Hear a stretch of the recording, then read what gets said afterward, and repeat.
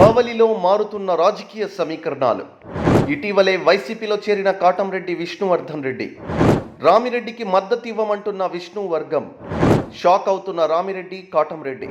టీడీపీలోకి వెళ్ళిపోతామంటున్న విష్ణు అనుచరులు.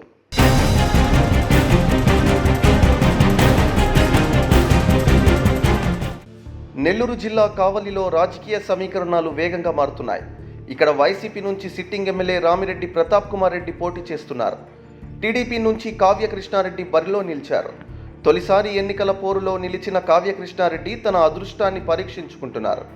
ఇదిలా ఉంటే టికెట్ కోసం ఆశపడిన టీడీపీ నేత మాజీ ఎమ్మెల్యే కాటంరెడ్డి విష్ణువర్ధన్ రెడ్డికి హైకమాండ్ మొండి చేయి చూపించింది.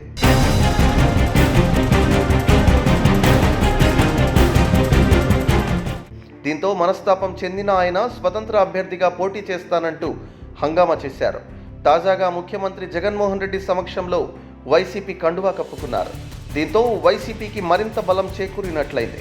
ఇక్కడే అసలు ట్విస్ట్ మొదలైంది. వైసీపీ అభ్యర్థి రామిరెడ్డి ప్రతాప్ కుమార్ రెడ్డికి మద్దతు ఇవ్వమంటూ విష్ణు వర్గం భీష్మించింది. దీంతో షాక్ అవ్వడం కాటంరెడ్డి వంతైంది.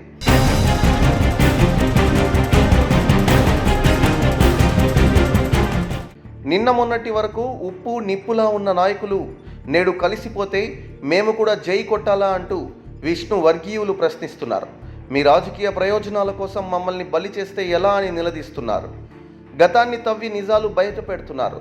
కావలి ఎమ్మెల్యే రామిరెడ్డి ప్రతాప్ కుమార్ రెడ్డి చేసిన అన్యాయాలు, అక్రమాలు, ఇక ఆయన అనుచరులు చేసిన దాడులు, దౌర్జన్యాలను ఎండగడుతున్నారు.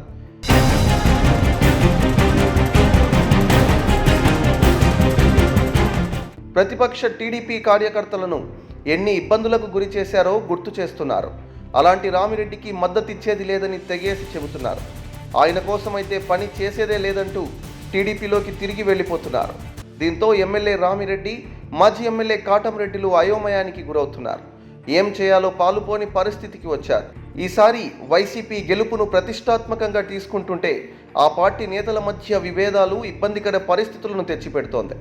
మొత్తానికి వైసీపీలో చేరిన కాటంరెడ్డికి అనుచర గణం ఇచ్చిన స్ట్రోక్ పెద్ద తలపోటుగా మారింది.